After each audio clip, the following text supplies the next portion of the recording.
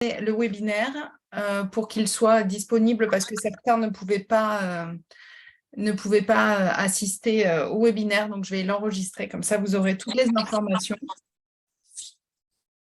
Alors, hop. Et vous aurez également mon PowerPoint que j'enverrai ensuite. Voilà, j'ai la com qui arrive. Que j'enverrai ensuite à ceux qui se sont inscrits. Mais là, comme en fait, je n'ai pas tous les gens qui sont inscrits, je le mettrai dans la discussion. Je pense que le plus simple, c'est à la fin du webinaire, je vous mettrai mon PowerPoint dans la discussion et vous pourrez le télécharger. Et donc, bonjour la com, est-ce que vous êtes là? Oui, oui, on est là. Super, voilà. Donc, je vous attendais, parce qu'après, quand je lance le PowerPoint, je peux pas, je vois plus la salle d'attente. Est-ce que Laïs, je peux te mettre peut-être en animateur? Ouais, non, je vais laisser comme ça et je vais me débrouiller. Je regarderai la salle d'attente de temps en temps. Donc, on va commencer. Alors, tu voulais me mettre en animateur, mais après, je ne sais pas si je vais pouvoir... je vais me débrouiller, t'en fais pas. C'est juste que quand mon PowerPoint, je ne vois plus la salle d'attente, mais j'irai regarder régulièrement si D'accord. elle arrive. Ok, pas de souci. Super. Et donc, on va démarrer. Donc, merci à tous d'être présents pour ce webinaire de la présentation de la licence. Je vais partager mon écran. Comme ça, je sais faire. Donc, je sais faire. Voilà. Je voudrais l'afficher en entier. Alors, je vais y arriver à partir du début. Donc, moi, je suis Fanny Costaramoun, je suis la responsable pédagogique de la licence codeur en LFPC de l'INSHEA. Donc, c'est moi qui m'occupe de la licence et du recrutement et que vous verrez si vous êtes l'année prochaine avec nous, vous me verrez beaucoup. Voilà, donc moi, j'ai passé cette licence en 2008-2009, donc ça date un petit peu. Et j'ai également passé le CAPEJ, c'est le diplôme d'enseignant spécialisé pour jeunes sourds. Donc, ça fait depuis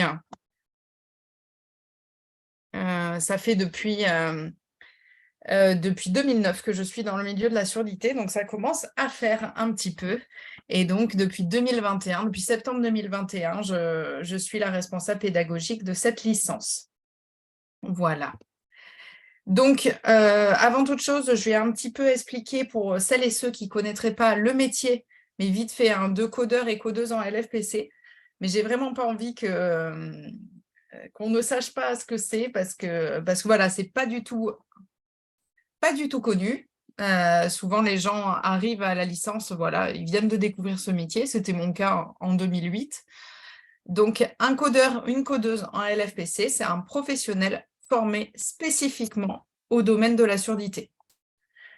Ça, pendant 1 an, en fait, on va vous former à être un expert ou une experte de la surdité en 1 an. Donc, c'est assez intensif.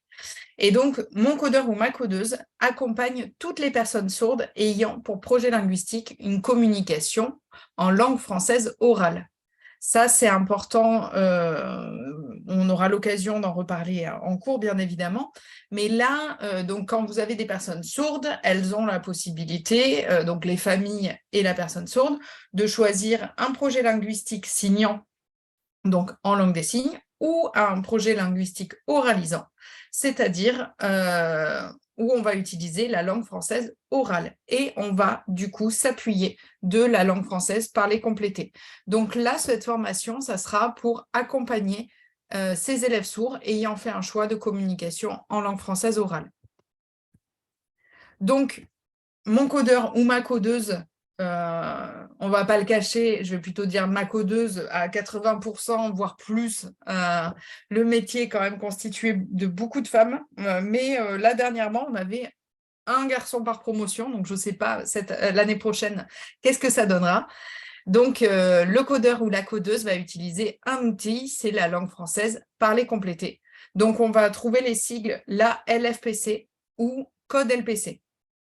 hein. Donc, c'est un code manuel qui va rendre visibles les sons et qui va aider la lecture labiale. Vous n'avez pas besoin de savoir pratiquer cet outil avant de rentrer en formation.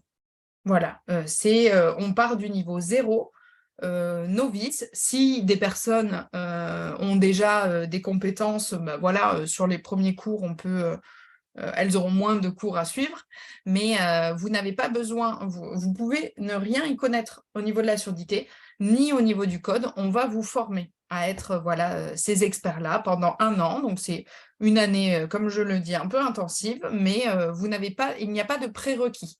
La LFPC s'apprend en 1 an sans problème. C'est vraiment pas comme la langue des signes où là, on est vraiment sur une langue officielle qui va mettre des années à s'apprendre. C'est un cursus complètement différent.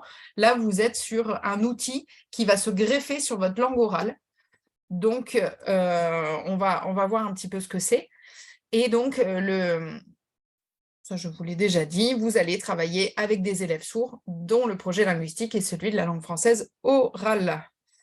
Donc voilà, là, je vous montre un petit peu comment ça se compose la langue française parlée complétée. Donc, vous voyez, vous avez sur le visage 5 points qui sont en fait les positions des voyelles.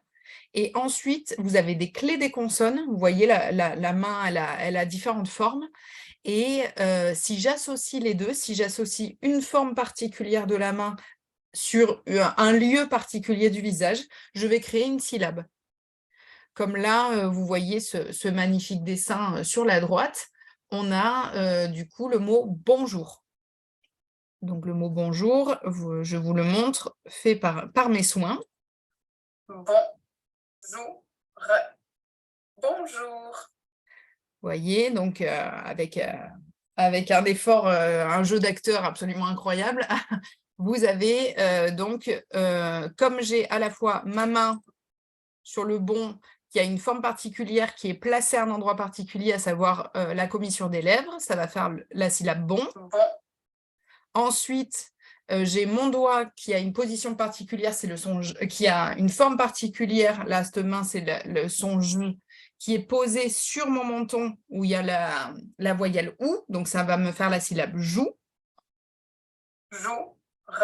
Et ensuite, j'ai la dernière consonne qui, elle, est toute seule. Donc, dans ce cas-là, je la mets sur la position côté et ça va me faire le son re. Bonjour. Donc, voilà, comme ça, vous savez déjà dire bonjour en LFPC et on vous en apprendra un petit peu plus durant toute la formation. Donc, vous voyez, c'est comme ça. On met là, vous avez 2 semaines qui sont un peu intensives, qui sont complètement intensives en début d'année, en septembre, pour qu'on vous donne toutes les clés, toutes les positions. Et ensuite, on va travailler régulièrement et avec un entraînement régulier au code à la fin de l'année. Donc, vous avez des oraux en contrôle continu toute l'année. Et à la fin de l'année, un jury final qui validera le code. Mais généralement, si on le travaille progressivement, c'est vraiment de l'entraînement comme du vélo, comme du sport. Ça doit être fait de façon régulière. Il n'y aura pas de souci. Et donc, vous serez diplômé en codeur, donc codeur ou codeuse en LFPC. Voilà, donc au niveau des formations, on a 2 formations en France. Vous avez, donc c'est pour être codeur ou codeuse en LFPC, il faut passer une licence professionnelle. Donc, soit vous avez la licence professionnelle de l'INSHEA à Paris, donc ça c'est nous, et je vais vous expliquer comment elle fonctionne plus en détail. Donc, on s'appelle INSHEA, on est en train de changer. Là, le décret est passé, on va s'appeler INSEI, INSEI. Donc, progressivement, durant l'année prochaine, on va changer, je ne sais pas si on va changer de logo, mais en tout cas, on va changer de nom. Oui. Ah, super la com. On va changer de couleur. Oui, et également. Waouh! Toute la charte graphique va être changée. Ça, c'est des informations qu'on a vraiment, ça, c'est vraiment de l'exclu, parce que même moi, je ne le savais pas. OK, donc on va changer de couleur aussi. Oui. Je ferai attention à ça. Donc voilà, on va changer, mais on s'appellera encore INSHEA. Enfin, vous nous trouverez facilement sous le terme Oui, exactement. INSHEA. On sera redirigé malgré le changement de nom. Pour Voilà, l'instant, on reste INSHEA. vous nous trouverez, ne vous inquiétez pas. Exactement. Merci. Donc voilà, donc pour le moment, vous ferez partie de l'INSHEA. La licence, elle a été créée en 2005. Donc avant, elle était à Jussieu, à Paris 6. Et elle a déménagé à l'INSHEA, je crois, en 2019. Donc voilà, donc vous aurez votre lieu de formation, donc c'est la licence pro de l'INS, c'est sur le campus de l'INSHEA à Suresnes, en haut du Mont Valérien. Voilà, faut aimer, ça monte un petit peu. Voilà. La responsable, c'est moi-même, Fanny Costaramoun, et pouvez me poser toutes les questions que vous voulez à fanny.costaramoun@inshea.fr. Vous pouvez me les poser là, mes étudiants sont en stage, donc j'ai un peu de temps en mai. Par contre, en juin, je ne dois pas vous le cacher qu'on finit l'année et on a tous les partiels. Je serai un peu moins disponible, mais je serai toujours disponible pour répondre aux questions. Mais voilà, si vous en avez privilégié mai. Donc ça, c'est une des licences professionnelles. Et l'autre, c'est la licence professionnelle de l'ISTR à Lyon, qui a été créée en 2006. Et le lieu de formation, c'est l'Institut des sciences et techniques de réadaptation de l'Université Lyon 1. Elle est en présentiel sur le campus de la faculté de médecine de Lyon-Est à Lyon 8. Et la responsable, c'est Annie G, qui est normalement avec nous aujourd'hui.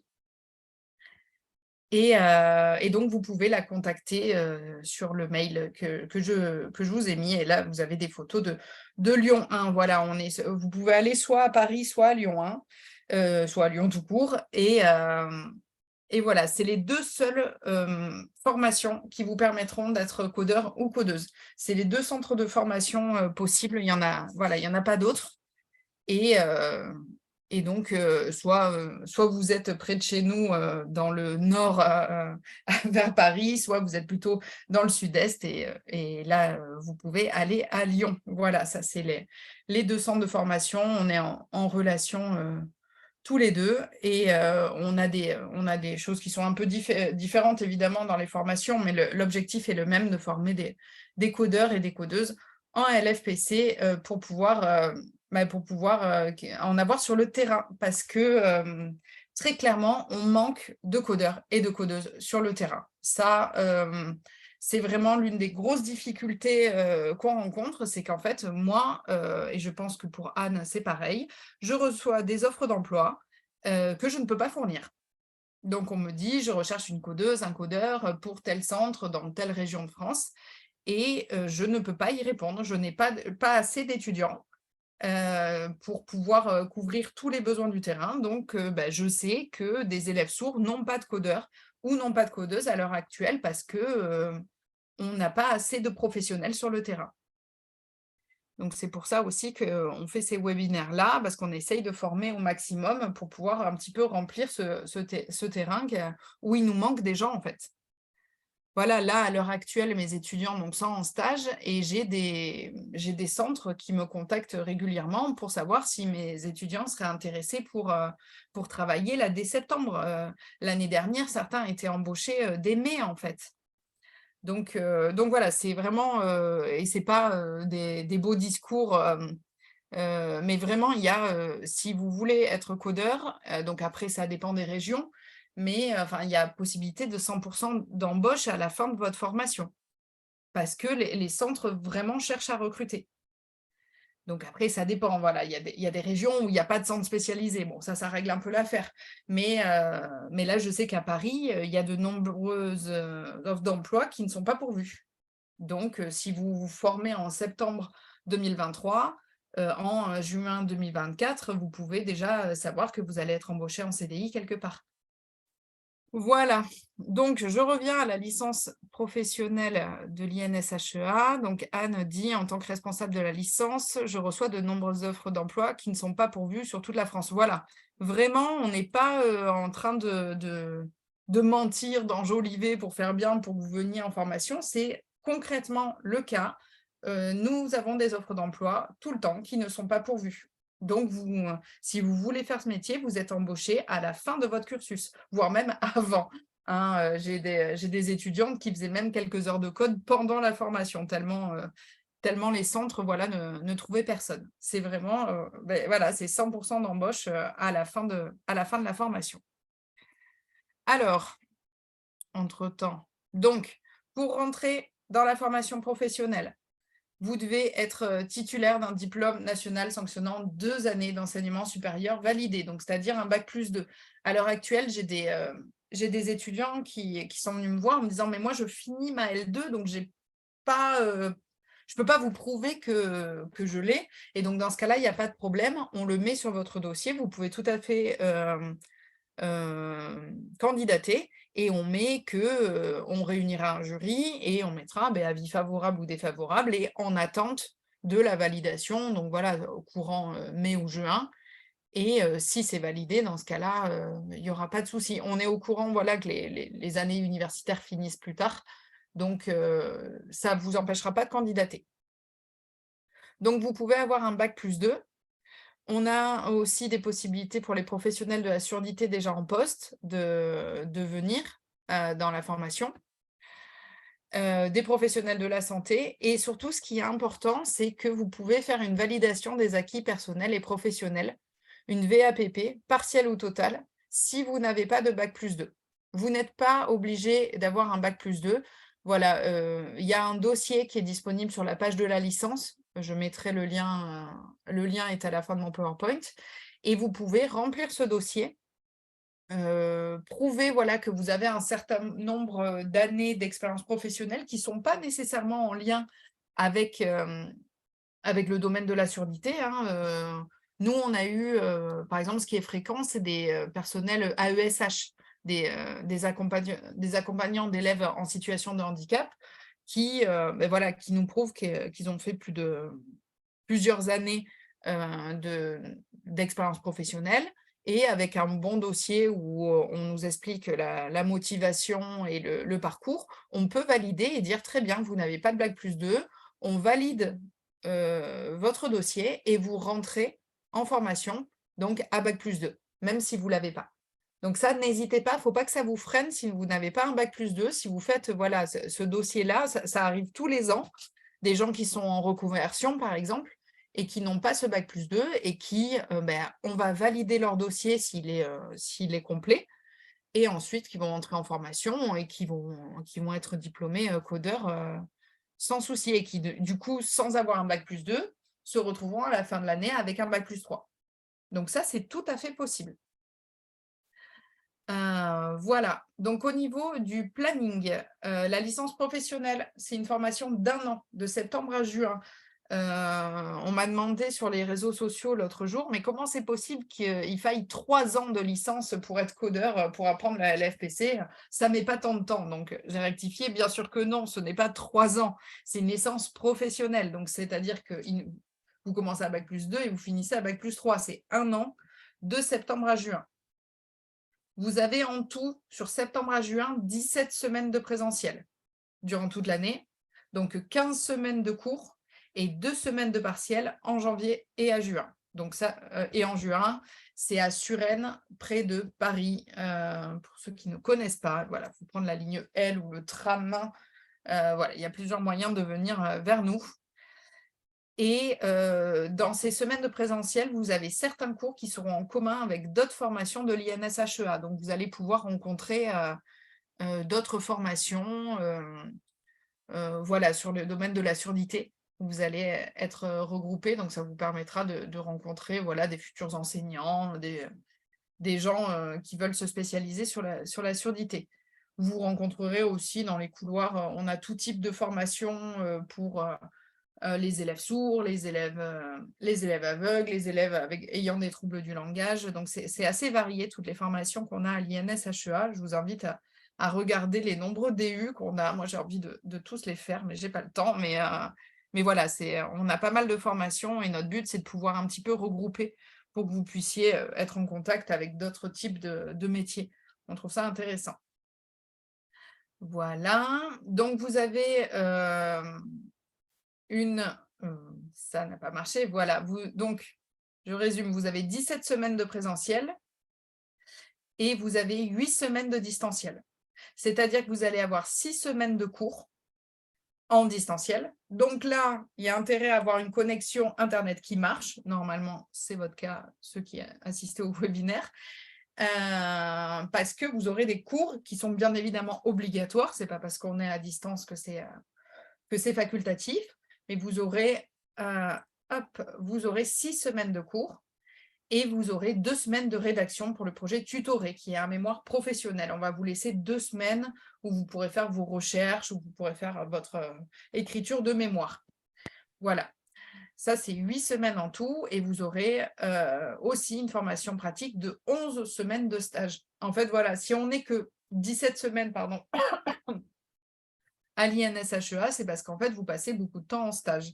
Donc, vous aurez 3 semaines de stage d'observation vers novembre, où là, en fait, vous serez dans un établissement spécialisé où il n'y aura pas nécessairement de codeur.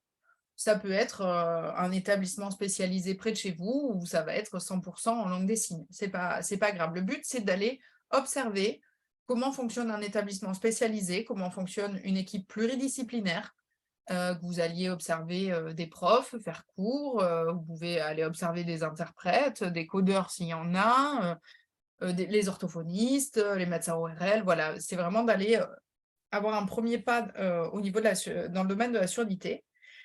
Et ensuite, vous aurez un stage pratique de mars à mai, donc de 8 semaines, où là, ça sera obligatoirement avec un pôle codeur, parce que les codeuses et les codeurs vont vous accompagner. Et vous serez devant élèves à partir de mars, là, comme c'est le cas de mes étudiants et étudiantes, c'est le grand bain, quoi. C'est que vous avez appris la LFPC jusqu'à maintenant, et maintenant c'est parti, ils sont devant élèves. Donc ça fait peur, mais après, généralement, on se rend compte que c'est très chouette. J'ai le souvenir d'une étudiante qui, voilà, vers février, se demandait si elle allait continuer la formation, qui était vraiment fatiguée, qui se posait des questions. Et le stage l'a complètement changé. C'était une autre personne que j'ai retrouvée après le stage, où elle s'est rendue compte de pourquoi elle avait appris voilà, tous ces cours. C'était pour être face aux élèves sourds, et ça lui plaisait beaucoup. Voilà. Alors, au niveau des connaissances attendues, je vous en ai mis quelques-unes, mais il y en a bien d'autres. Mais on va travailler le développement de l'enfant dans ses dimensions biologiques et neuropsychologiques. Vous allez travailler au niveau de la linguistique générale, du développement du langage chez l'enfant sourd, les contextes législatifs liés au handicap, les contextes scolaires, pédagogiques, éducatifs. Voilà. Au niveau, par exemple, biologique et médical, on a pas mal de médecins ORL, de chirurgiens qui vont venir vous faire cours, comme si vous étiez des L1 en médecine, hein. Donc ça, c'est super intéressant d'avoir des gens du terrain qui vont vous expliquer comment fonctionne l'oreille. Enfin voilà, vous allez être en médecine, vous devez, à la fin de l'année, pouvoir expliquer les différents degrés de surdité, les différents types de surdité, parce qu'une fois que vous serez sur le terrain, vous serez parfois la personne qui s'y connaît le plus au niveau de la surdité. Donc, vous allez expliquer des choses aux enseignants de l'éducation nationale, parfois même aux parents, parce qu'on va vous former sur les prothèses, notamment sur les implants. Vous pourrez expliquer des choses aux élèves. Enfin, voilà, c'est assez varié. Donc, il y a beaucoup de connaissances en tout. C'est 480 heures de connaissances théoriques et pratiques, hein. Donc, c'est vraiment une année un peu chargée. Et au niveau des compétences attendues, on va vous demander une capacité à adapter les interventions auprès de l'élève, l'étudiant ou l'adulte sourd en fonction de son profil. Et évidemment, la maîtrise technique du code LPC pour une transmission efficace des messages oraux au public sourd. Donc, au niveau de la LFPC, on a quelque chose comme 200 heures de pratique, hein. C'est beaucoup, et en même temps, c'est nécessaire. Donc, on va y aller par paliers, évidemment. On va commencer doucement, et petit à petit, on aura différents. Donc, vous avez en tout 12, 13, 14, 15, vous avez 4, il y a 4 examens tout au long de l'année au niveau de l'oral, mais vous êtes suffisamment préparés, il y a pas de problème.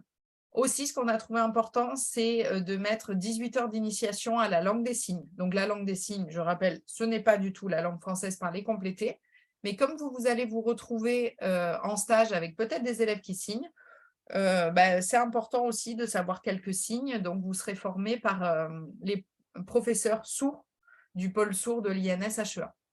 Donc ça, c'est vraiment chouette. On a 5 professeurs sourds qui donc forment à la langue des signes et vous serez formés par plusieurs d'entre eux. Et ça, c'est vraiment très, très bien, je trouve personnellement, mais c'est parce que j'adore le boulot de mes collègues. Mais voilà, c'est très, très bien d'avoir aussi des petites bases en langue des signes. Au niveau de la validation, je le dis de suite, la présence au cours est obligatoire. Vraiment, vraiment, vraiment, que ça soit en présentiel, en distanciel, on ne validera pas le cursus de quelqu'un qui ne vient pas en cours. Voilà, c'est pas la fac, quoi, hein. Il y a des feuilles d'émargement à chaque cours. Voilà, j'ai rien contre la fac, bien sûr, auquel j'enseigne également. Mais là, c'est une licence professionnelle. On tient à ce que vous soyez en cours. Donc, évidemment, il peut vous arriver des pépins, vous pouvez être malade, tout ça. Mais toute absence doit être justifiée. Et notamment, je pense à ceux ou celles qui sont envoyés par les employeurs ou qui vont pouvoir suivre la formation parce qu'elle va être financée par Pôle emploi. On a les employeurs et Pôle emploi qui nous demandent en fait tous les mois si le stagiaire a bien été en cours. Donc, il y a des feuilles d'émargement systématiques tous les matins et tous les après-midi. Voilà. Pour valider, il y a une validation obligatoire des unités d'enseignement. Certaines se compensent. Si vous avez 8 à l'une et 12 à l'autre, ça se compense. Par contre, il y a certaines unités d'enseignement qui sont éliminatoires. Évidemment, si vous n'avez pas la moyenne à la fin aux unités d'enseignement liées à la langue française parlée complétée, vous n'obtiendrez pas votre licence, évidemment. Hein, on ne laisse pas partir sur le terrain des gens qui n'ont pas une connaissance et des compétences en langue française parlée complétée, bien évidemment. Il faudra valider les 2 stages et il y aura la réalisation d'un projet tutoré. Donc, c'est un mémoire professionnel avec une soutenance en juin. Si vous n'en avez jamais fait, ne vous inquiétez pas, il y a des tuteurs qui vont vous prendre en charge tout au long de l'année.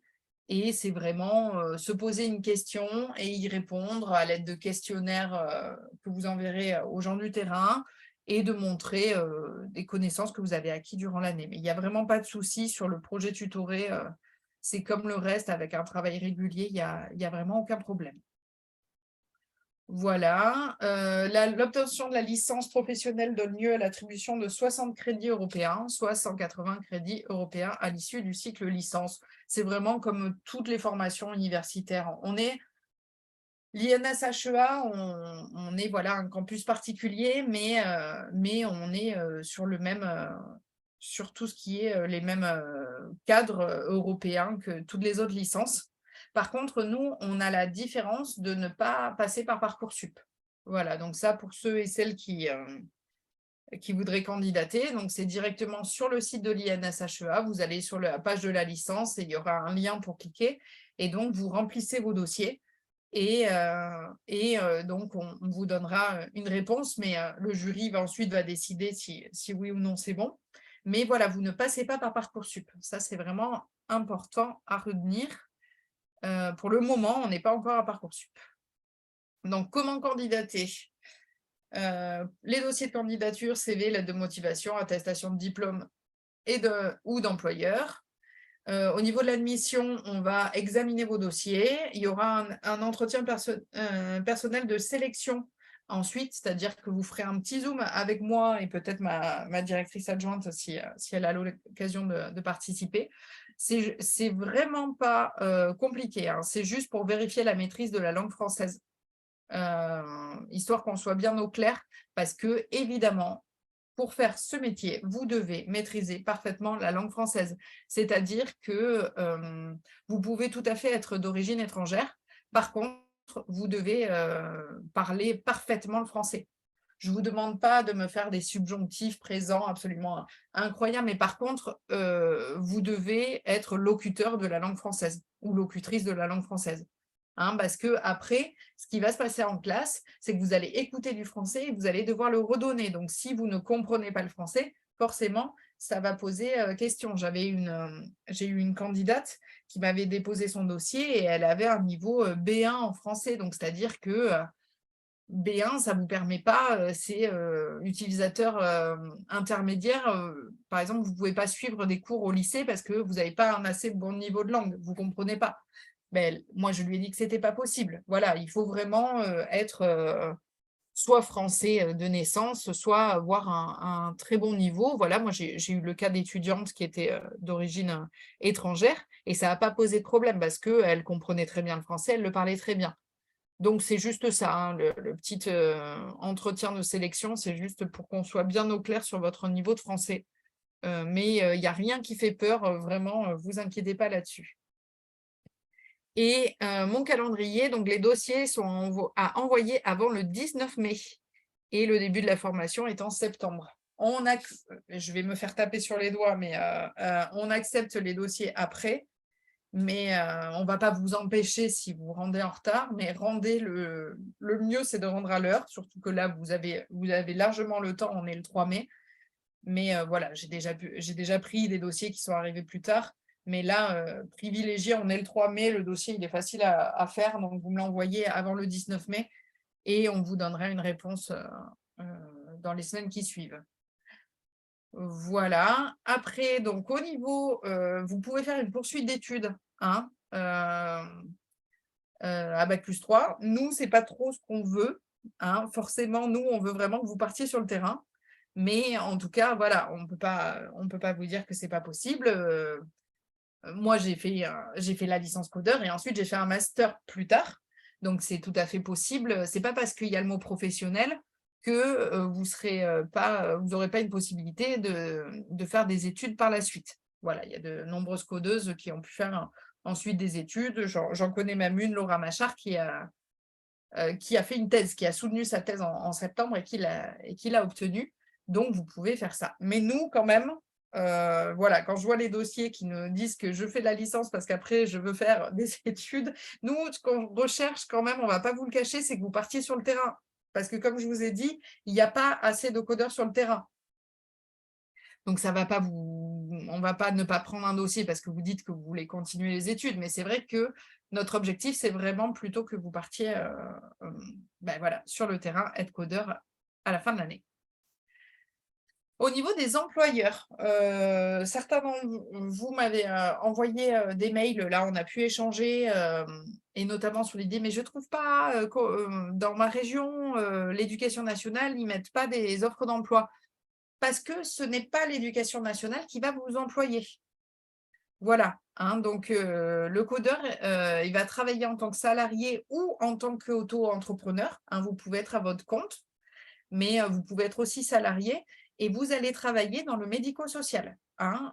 C'est des structures qui vont vous embaucher. Donc, vous avez des services de soins gérés par les établissements spécialisés, hein. Vous pouvez avoir différents types d'établissements spécialisés qui vont vous embaucher. Vous pouvez avoir des prestataires de services accessibilité, des structures associatives, par exemple l'URAPEDA, c'est l'Union régionale des associations de parents d'enfants déficients auditifs, des antennes handicap des universités, des plateformes d'accessibilité. Et il est possible que les rectorats, dans les années à venir, puissent commencer également à embaucher les codeurs et les codeuses. Voilà, ça c'est vraiment à l'étude, c'est à voir dans certaines régions, mais ça serait possible, donc à voir. Mais voilà, vous allez être embauché généralement en CDI par plusieurs structures possibles. Il y a les INJS aussi, les Instituts nationaux de jeunes sourds, qui vont embaucher des codeurs et des codeuses. Donc ça dépend. C'est comme vos lieux de stage, en fait. Ça dépend de votre région. Si vous êtes dans une région avec plusieurs employeurs possibles, bon, ben voilà, ça sera plus simple. Pour votre stage, donc si vous êtes dans une région où il y a des lieux qui acceptent de vous prendre en stage, vous pourrez être en stage près de chez vous. Ça dépend des employeurs que vous avez voilà, sur le terrain. Je sais que là, à Paris, actuellement, on a de nombreuses structures qui cherchent à embaucher, qui ne trouvent pas. Je sais qu'on a l'entreprise Lopica qui cherche 2 codeurs. Je sais que j'ai le centre Deltil dans le 93 qui cherche également. Donc voilà, si vous êtes dans la région parisienne, les employeurs vous attendent. Voilà, j'ai que ça à vous dire, vous attendre avec beaucoup d'espoir et beaucoup d'envie parce que moi, ils me contactent régulièrement pour que je poste des annonces. Il y a Toulouse aussi qui m'a là, dans les dernières en date, Toulouse m'a contacté pour, ils cherchaient une coder si vous aimez le sud-ouest. Moi, actuellement, je suis à Bordeaux. Voilà, si vous aimez le soleil, venez vers nous. Mais donc, multiples possibilités d'employeurs et pour les rectorats, voilà, ça c'est à l'étude dans les années à venir. Hop. En Bretagne également. Oui, c'est vrai, la Bretagne, Annie G me dit en Bretagne, c'est vrai que la Bretagne recherche activement. Donc vraiment, voilà, vous avez. Je rabâche, mais franchement, je ne suis pas sûre que toutes les formations disent vous avez du travail vraiment beaucoup à trouver en fin de cursus, mais nous, c'est vraiment le cas, c'est vraiment on cherche à embaucher. Donc, dans les types d'activités possibles, donc vous pouvez être en classe avec les élèves sourds, donc à tout niveau scolaire, de la maternelle jusqu'au post-bac. Et vous allez assurer une bonne réception de tous les messages oraux et donc coder, c'est-à-dire retransmettre en langue française parlée complétée, les enseignants, les élèves, tous les intervenants. Et vous allez adapter linguistiquement, donc si c'est un tout petit qui a des soucis, voilà, vous allez l'aider, tout ça. Ou alors vous allez juste coder au mot près. Et vous pouvez aussi coder avec des adultes dans des situations professionnelles, des réunions, des colloques, des conférences, de la formation, et dans tous les lieux sociaux et culturels, et ou en centre relais téléphonique. Donc voilà, moi je sais que j'ai une étudiante à l'heure actuelle qui a dit depuis le début, moi j'aime pas les enfants, enfin, elle n'a pas dit comme ça, mais elle disait, je préfère travailler avec des adultes. Bah, il n'y a pas de problème, il y a la possibilité, si les enfants, voilà, ça, bof, hein, c'est pas votre. Vous pouvez tout à fait travailler avec des adultes. Ça n'empêchera pas, dans le cadre des stages, d'aller voir quand même et de travailler avec des enfants. Mais plus tard, vous pouvez juste travailler avec des adultes. Par contre, faut savoir sacrément coder. Voilà, là, je vous ai mis un exemple de centre relais. Les centres relais, ça permet aux personnes sourdes de pouvoir passer des appels téléphoniques. Donc, vous voyez, vous avez l'usager sourd qui va, par un PC, une tablette ou un smartphone, appeler l'opérateur relais. Donc, soit il va demander de la langue des signes, soit de la transcription, soit du LPC. Et ensuite, vous aurez le petit casque, vous allez appeler la personne, l'interlocuteur, entendant, et vous allez faire de l'adaptation. L'interlocuteur entendant va parler, le codeur va redire en langue française parler complétée, et donc comme ça, la personne sourde pourra passer un coup de fil. Voilà, donc je me dépêche. L'attractivité du métier, c'est que vous avez un travail et relation avec les élèves qui changent tout le temps. Tous les élèves sourds sont différents. Vous allez le matin, des fois, voir un élève, l'après-midi, un autre. Vous êtes sans arrêt en train de faire des choses différentes. Vous allez passer de la maternelle au primaire, au lycée, enfin, c'est très varié. Vous n'avez aucune journée qui se ressemble, et même entre le matin et l'après-midi, c'est différent. Vous avez une possibilité de travailler dans des lieux différents, donc ce qu'on avait vu sur les établissements scolaires, post-bac, des conférences, des colloques, des entreprises, des centres relais. Moi, par exemple, en tant que codeuse, j'ai travaillé uniquement à l'accompagnement d'étudiants en études supérieures. Et au niveau des variétés d'émissions, le codeur accompagne en classe, il fait passer des tests thermo. Si vous ne savez pas ce que c'est normal, vous l'apprendrez en cours. Il va faire des ateliers de codage, de décodage, va faire de la sensibilisation à la surdité pour les enseignants. Donc, c'est très, très varié. C'est non seulement vous avez des élèves, forcément, chaque élève est unique, et vous avez des missions qui sont variées. Vous ne vous ennuyez pas, quoi. Et vous travaillez au sein d'équipes pluridisciplinaires avec des postes existants partout en France. Si notamment vous voulez aller travailler, notamment Nouméa, en Nouvelle-Calédonie, qui cherche souvent, vous pouvez aller travailler en Nouvelle-Calédonie. Il y a un poste qui vous attend. Je ne sais pas s'il a été pourvu récemment, mais la fiche de poste passe de temps en temps. Donc, si jamais vous voulez aller un peu vraiment au soleil, vous pouvez. Voilà. Au niveau de l'actualité de la licence, je finirai là. On a une réflexion en ce moment sur la possibilité d'une mise en place d'une VAE, d'une validation des acquis professionnels. C'est en cours de travail, on y réfléchit, mais ça sera peut-être. Donc, ça, la validation des acquis professionnels, c'est pour des gens qui font déjà office de codeur. Mais ça ne sera pas fait avant plusieurs années, mais c'est en réflexion. Je ne sais pas si à Lyon, elle n'est pas déjà faite, cette VAE. Je ne sais pas, Anne, si à Lyon, vous avez ça, mais voilà, nous, on est en cours d'études. Oui, Oui, oui, bonjour. Oui, oui, on a la VAE, la validation des acquis par l'expérience. On a ça à Lyon depuis un certain nombre d'années, effectivement. Et on a environ une VAE par an.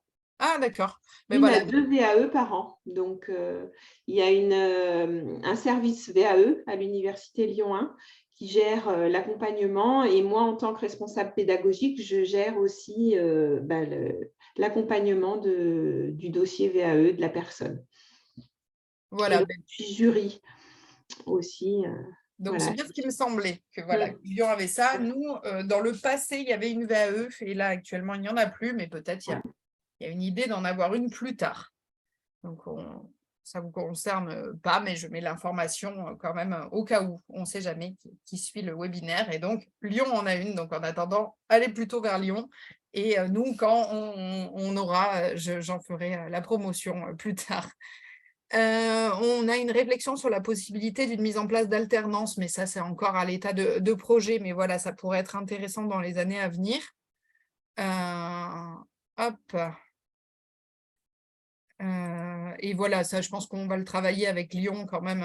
L'objectif, c'est qu'on puisse faire ça. Mais là, pour le moment, c'est pas possible. Mais voilà, ça pourrait être intéressant plus tard. On a une réflexion sur la validation de certaines unités d'enseignement par compensation pour les enseignants CAPEJ, parce que la formation CAPEJ va ouvrir ses portes à l'INSHEA. Avant, elle était à Chambéry. Et donc, à voir pour des enseignants CAPEJ, comme il y a des unités d'enseignement qui sont les mêmes, est-ce qu'on ne pourrait pas valider certaines unités d'enseignement et au final, il n'y aurait que la pratique plus ou moins à passer sur certains modules. Voilà. Et là, dans nos objectifs, c'est la création de supports pédagogiques par les étudiants, donc des comptes en LFPC, avec l'unité de production audiovisuelle et multimédia, l'UPAM de l'INSHEA pour les établissements spécialisés. Donc ça, c'est aussi, on va voir comment on peut mettre ça en place. Mais mon objectif, c'est ça, c'est qu'on peut filmer. Donc ça serait que les étudiants puissent faire des petits comptes qui seraient du travail universitaire. Et ensuite, on pourrait les offrir aux établissements spécialisés. Voilà pour les actualités. Donc, pour mes contacts, si vous avez des questions, donc vous pouvez me contacter à fanny.costaramoun@inshea.fr. Costaramoun, c'est vraiment comme ça se prononce. Ça fait un peu long, mais franchement, une fois qu'on l'a lu, c'est pas trop dur. Je vous mets la page de la licence. C'est sur cette page-là que vous trouverez un autre lien pour candidater. Donc, vous candidaterez directement sur notre site, si ce n'est pas déjà fait. Et au niveau des contacts, vous pouvez nous trouver sur Internet. Vous avez le podcast de la licence. À ce lien, vous avez notre page Facebook, notre page Instagram et notre compte TikTok. Voilà, où j'essaye de faire découvrir la langue française parlée complétée sur TikTok. Et voilà, c'est incroyable, mais on est dans certains trucs de jeunes, on y arrive. Donc voilà, on a tout type de réseaux sociaux où on essaye un petit peu de faire découvrir la licence. Donc, vous pourrez aller nous voir si vous aussi, vous êtes jeune et moins jeune et que vous êtes sur TikTok ou Instagram ou Facebook. N'hésitez pas à venir nous faire coucou. Voilà, je crois que c'était ma dernière page. Très bien, je vais arrêter mon partage et je vais surtout arrêter de parler. Mon Dieu, ça fait 50 minutes que je parle. Mais voilà, en attendant la présentation de la licence et tout ce que vous trouverez l'année prochaine, donc pour 2023-2024. Je vois que certains et certaines sont là. J'ai déjà vu vos noms sur vos dossiers d'inscription. Donc voilà, là, on a encore 10 minutes. Si jamais vous avez des questions, c'est le moment. Comme ça, promis, j'arrête de parler. Est-ce que vous avez des questions? Oui, Oudak, mais je ne vous entends pas. Là, vous m'entendez? Oui, c'est bon. Bon, alors je vais couper l'écran. Alors, en fait, j'avais une question par rapport aussi au module de formation d'initiative nationale. C'est-à-dire? Parce qu'en fait, a priori, il y aurait 15 jours aussi de stage sur le langage parlé complété, sur le langue parlée complétée. Et, et je voulais savoir comment ça se passait, parce que c'était vous aussi qui le proposez.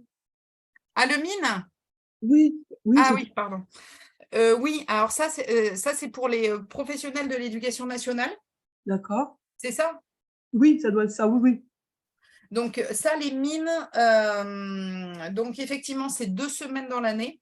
Et ça, c'est une formation continue, en fait. C'est pas, ça vous donne pas la possibilité d'être codeur. Par contre, c'est une initiation à la langue française parlée complétée. Et c'est pour donc les professionnels de l'éducation nationale, vous êtes envoyés et c'est moi qui forme en même temps que Anne Van Bruges et on est plusieurs à former. Et c'est 2 semaines dans l'année, il y en a une en mars et une je ne sais plus quand, ça change tous les ans. Et donc, c'est 2 semaines de formation intensive du lundi au vendredi. Et vous avez elles ne sont pas en même temps. Donc, vous avez une première semaine d'initiation et une qui est un peu plus de perfectionnement.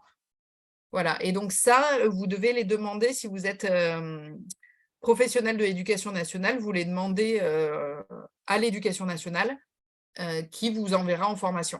Donc voilà, dans ces mines-là, vous pouvez avoir, voilà, on a des AESH, on a des professeurs qui sont, voilà, on a tout type de métiers de l'éducation nationale qui viennent se former. D'accord. Merci beaucoup. Et une autre question aussi, par rapport aux dates de présentiel les 17 semaines, vu que j'habite loin, en fait, est-ce qu'il y aurait cette possibilité, et je ne sais pas exactement les dates, mais il y a possibilité, par exemple, de venir 4 semaines, ensuite, pendant un mois, on a le distanciel, vous voyez, pour savoir si, comme je suis loin, j'ai des enfants, donc je suis prête, en fait, à me déplacer, même s'il faut un mois, mais est-ce que c'est, par exemple, les 17 semaines sont groupées, est-ce que c'est un mois et ensuite On un mois?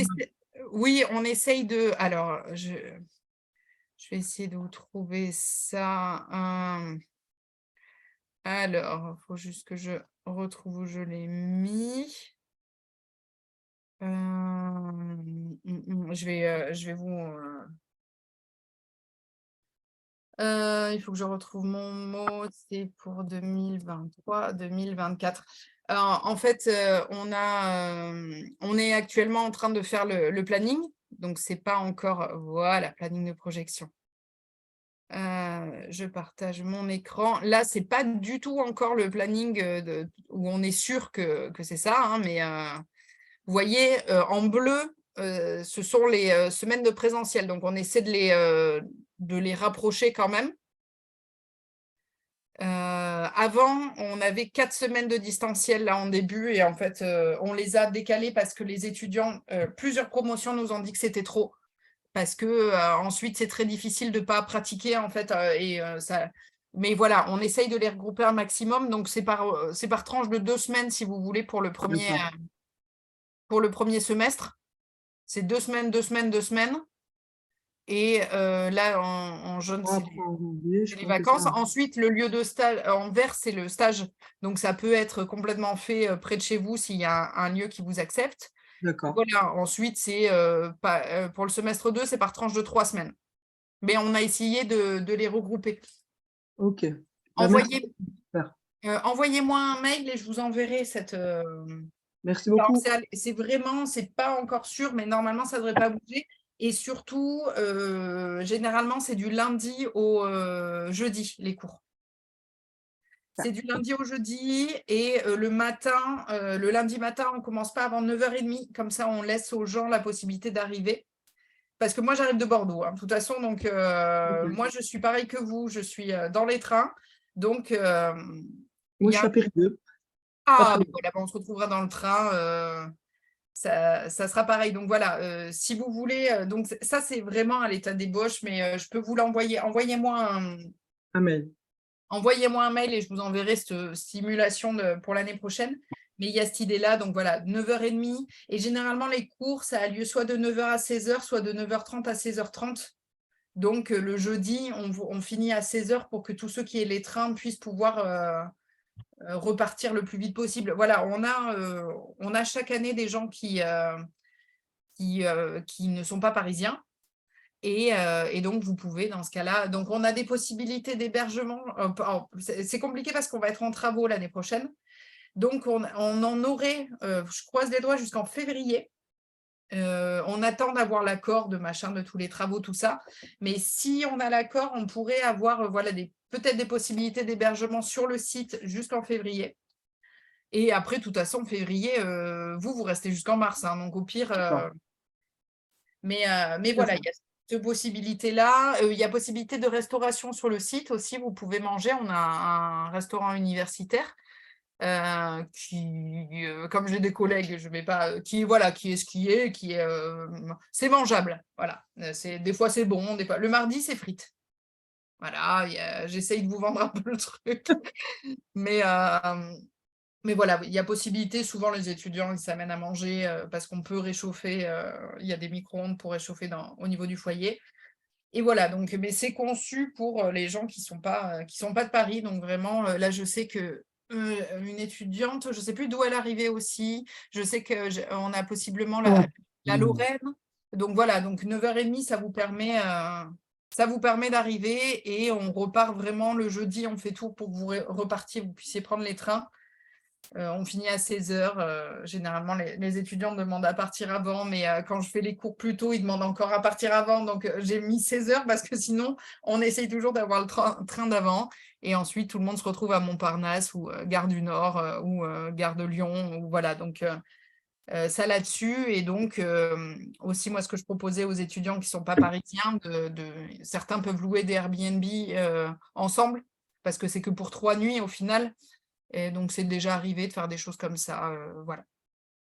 Merci beaucoup. Moi, j'ai une question, parce que vous parlez de pas mal de régions, mais en Alsace, il y a besoin de monde ou pas? En Alsace. Alors là, je ne peux pas vous dire parce que je ne suis pas forcément en lien avec… je sais qu'en Alsace, il y a le Brückhof comme établissement. Il y en a 2 en Alsace. Enfin, je sais que sur Strasbourg, il y a 2 établissements. Mais voilà, je peux chercher. Donc, si vous voulez des offres d'emploi, les regarder. Vous avez le site de l'ANCO. Je vais vous le mettre dans le lien dans la discussion. Anne, si j'ai encore Anne, tu sais s'il y a des offres d'emploi sur l'Alsace? Parce que alors là, moi, je ne sais pas, mais je peux me renseigner. Alors, en fait, j'ai eu une étudiante, alors c'est pas l'année dernière, l'année d'avant, qui a été en stage dans une structure en Alsace, je me souviens plus du nom, qui recrutait. Mais qui recrutait pas cette année. Enfin, je n'ai pas eu vent d'offres pour cette année, mais bon, il y a des structures en tous les cas qui embauchent qui emploient des codeurs en LFPC. Voilà, bon, c'est déjà ça, merci Anne. Donc voilà, je vais me renseigner au niveau de l'Alsace. Vous n'hésitez pas à m'envoyer un mail ensuite. Ouais. Et Okay. comme ça, on pourra regarder ensemble. Mais voilà, là, donc j'ai mis dans la discussion, c'est le site de l'ANCO. L'ANCO, c'est l'Association nationale des codeurs. Donc, il rassemble toutes les offres d'emploi. Moi, je vais essayer aussi de pouvoir le faire sur la page de l'INS. Et donc, vous pouvez voir sur ANCO, si vous allez regarder sur leur compte Facebook aussi. Et donc, ils font passer toutes les offres d'emploi. Mais voilà, je sais que sur l'Alsace, en tout cas, je sais qu'il y a le Brückhof, c'est un centre spécialisé pour jeunes sourds avec le projet est oralisant. Donc, je ne sais pas s'ils recrutent, mais eux, particulièrement, généralement, les centres spécialisés à l'heure actuelle, c'est plus varié, en fait. Vous allez avoir des enfants sourds qui oralisent et des enfants sourds qui signent dans un même établissement. Et là, eux, c'est particulièrement oralisant, donc ça vaut peut-être le coup d'aller voir un petit peu si eux, ils recrutent. Et moi, je vais me renseigner de mon côté parce que j'ai l'une de mes intervenantes qui est enseignante spécialisée au Brückhof, donc je vais lui demander. D'accord. Et il faut compter combien au niveau rémunération quand on est codeur LPC? Donc, au niveau de la rémunération, pareil, vous avez la grille, à nos secours, parce que la dernière fois qu'on m'a demandé ça, je ne l'ai pas trouvé, la grille. Alors, ouais, normalement, elle est présente sur l'ANCO. Ouais. Ça dépend en fait de la structure qui va vous employer en tant que codeur en LFPC. Soit c'est sous la convention nationale 66. Donc, nous, on dépend de cette convention-là. Et la rémunération, je ne saurais pas non plus dire exactement.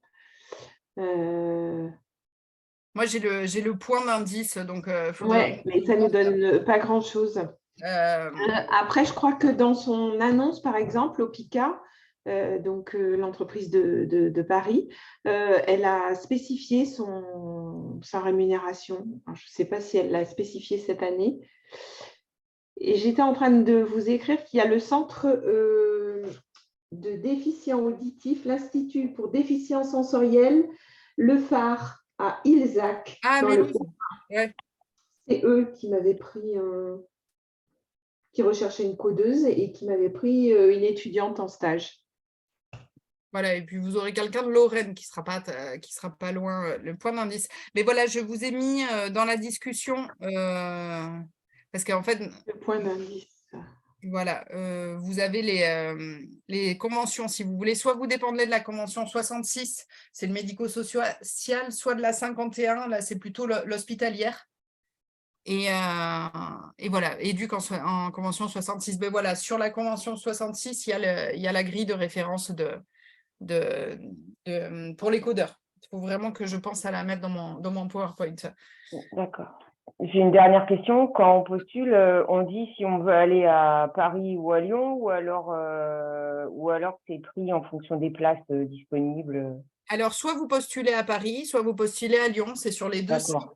Voilà, moi, je vous ai mis, là, comme c'est le webinaire, je vous ai mis comment postuler chez nous. Et Anne, il me semble que tu as mis dans le site de la licence de Lyon 1 dans la discussion. Oui, tout à fait. Donc, nous, en fait, c'est via le site web de la licence professionnelle de Lyon. Vous pouvez retirer et télécharger votre dossier de candidature et c'est le même mode d'accès et d'admission, à savoir qu'on a un entretien aussi de sélection en visio. Et là, je viens de trouver, selon l'annonce de l'OPICA, les salaires. Alors, CDI temps plein, salaire selon l'ancienneté de la convention, sur la base de la convention collective 66, de 1865 à 2565 €. Par contre, ce n'est pas précisé si c'est brut, net. En général, c'est brut. Et c'est une grille, voilà, elle évolue en fait, la convention 66, c'est des grilles qui évoluent. Vous avez différents types d'années. Et elle évolue tout au long de votre carrière. La convention 66, pour ça, elle est bien faite sur votre ancienneté. Vous avez différentes années, mais voilà, je vous ai mis sur l'ANCO, vous pourrez voir ces grilles-là. Et voilà, on me demande si c'est possible d'être codeur si on a une surdité, si on est appareillé. Ça dépend du degré de surdité. Voilà, moi, j'ai une étudiante l'année dernière qui a validé qui avait une cophose à une oreille, donc c'est-à-dire une surdité totale unilatérale, et qui a pu valider, la licence. Faut avoir une très bonne récupération auditive. Hein, voilà, vous allez devoir écouter. On a une étudiante cette année également qui est appareillée. Donc, tout dépend du degré de surdité de la récupération. Voilà, vous n'hésitez pas à m'envoyer les mails, mais voilà, pour les degrés de surdité, tout dépend de votre surdité, parce qu'on va demander quand même, voilà, vous allez passer à écouter des audios et à les restituer. Donc, il faut quand même avoir une récupération auditive prothétique qui vous permette ça. Voilà, est-ce que vous avez d'autres questions ou est-ce que c'est bon?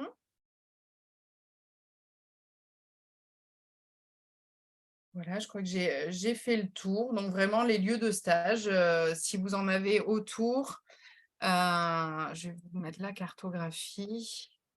Voilà, nous, je suis la cofondatrice de l'association des enseignants spécialisés. Donc, on avait fait une cartographie. Hop, je vais mettre tout le monde. Donc, je vous la mets. Non, je ne l'ai pas prise. Hop, c'est une cartographie des établissements spécialisés. Donc, en fonction de où vous êtes. Donc, je vais vous la montrer. je vais partager mon écran. Partager l'écran, hop, je vous montre. Donc là, c'est une cartographie des établissements spécialisés. Donc, ce n'est pas nécessairement des établissements qui vont avoir des codeurs. Là, c'est les établissements spécialisés. Donc, ça veut dire que vous pouvez avoir une région, là, je vous mets par exemple Bordeaux. Là, c'est des établissements spécialisés. Par contre, sur ma carte, je n'aurai pas. Des fois, il y a des associations de codeurs en fait, qui se créent et qui vont faire que du code. Ça n'apparaîtra pas sur cette carte parce que ça, c'est que les établissements. Donc, vous pouvez avoir des choses qui manquent et à l'inverse, vous pouvez avoir des établissements spécialisés qui n'embauchent pas de codeurs. Mais ça vous donne quand même déjà un petit peu une idée. Donc là, par exemple, Périgueux, on a le centre AIO Castellet que je ne connais pas. Et donc, c'est un CESAD. Donc voilà, ça peut vous donner une idée autour de vous si vous avez déjà des centres spécialisés. Voilà, je vous répète, par contre, certaines antennes de codeurs n'apparaissent pas. Mais ça peut vous donner déjà des idées de centres qui pourraient vous prendre en stage. Voilà, donc vous voyez qu'il y en a à peu près partout et qu'on en a pas mal sur la région parisienne. Donc voilà, sur la région parisienne, là je pensais, c'est le centre Deltil qui recrute. Eux, ils désespérément, ils attendent une codeuse. Donc si jamais... Et voilà, vous avez différents types d'établissements sur la région parisienne. Voilà, vous pourrez un peu regarder. Et voilà, le maximum, moi, j'essaye de vous placer. C'est moi qui m'occupe de trouver vos stages. Hein, ça aussi, c'est les étudiants me disent quelle région où ils peuvent aller. Et moi, je m'occupe de contacter les lieux de stage et d'établir les conventions avec eux. Parce qu'on a l'habitude de travailler ensemble et ça va plus vite. Donc, c'est moi qui m'en occupe. Et voilà, dans les possibilités, voilà, je regarderai un peu la région Alsace, c'est qu'on a comme partenaire. Bon, mais si c'est bon pour vous, je vais vous libérer quand même, après avoir bien discuté. Donc, vous n'hésitez pas, je vais vous mettre mon PowerPoint dans la discussion, comme ça vous pourrez le télécharger. Hop, je vais le mettre là. Alors, il faut juste que je l'enlève et je vais le mettre dans la discussion. Hop. Donc, si vous avez des questions, je vais mettre mon mail aussi.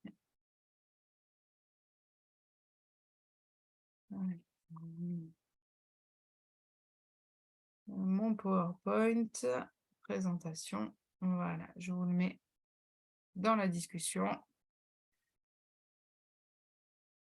Comme ça, vous l'aurez directement, ça sera plus simple. Et je vous remets mon mail si vous voulez m'envoyer un message pour quoi que ce soit, vous n'hésitez pas. fanny.costaramoun@inshea.fr. Et voilà, vous ne vous inquiétez pas, je ne sais plus qui m'avait dit, mais j'ai vu que vous alliez déménager, qu'est-ce qu'on va faire cette année? Il va y avoir les travaux l'année prochaine, mais on ne déménage pas. L'INSHEA va changer d'endroit, mais ce n'est pas du tout en 2023-2024. Vous aurez juste la chance d'avoir des travaux. Mais donc voilà, ça ne bougera pas, on sera toujours à Suresnes, près de Paris, sur la ligne L. Donc voilà, accessible depuis toutes les gares parce qu'on a des valises de partout et des étudiants avec des valises de partout sur toutes les formations. Donc vraiment, l'INS a l'habitude d'être blindé de valises et de gens qui viennent de toutes les régions parce qu'on forme aussi tous les professionnels de l'éducation nationale sur des problématiques variées. Donc, on est sans arrêt avec des gens qui arrivent de toutes les régions. Voilà, c'est bon pour vous? J'ai plus de questions? Non, c'est bon? Bon, ben, super. Donc, vous n'hésitez pas vraiment. Aucune question n'est bête. Vous n'hésitez pas à m'en envoyer par mail si je n'ai pas répondu à tout. Et je mettrai le webinaire, je vais le mettre sur notre compte YouTube. Donc, je vous mets l'adresse. Comme ça, si jamais vous voulez je sais pas, l'écouter le soir, parce que c'était tellement bien ce webinaire que vous voulez en savoir plus, vous voulez réécouter. En tout cas, je le mettrai voilà, plus tard. Et dessus, vous avez le podcast de la licence où je parle de la langue française parlée complétée et de plein de domaines. Et ben, merci Anne d'avoir participé, merci à tout le monde. Et puis, ben, voilà, vous n'hésitez pas par mail. Et sinon, ben, je vous dis à l'année prochaine. Et à bientôt. Et pour toutes les questions, voilà, fanny.costaramoun@inshea.fr. Bon, ben, je vous souhaite une bonne journée. Hop, Merci. merci. Merci. Merci à tous.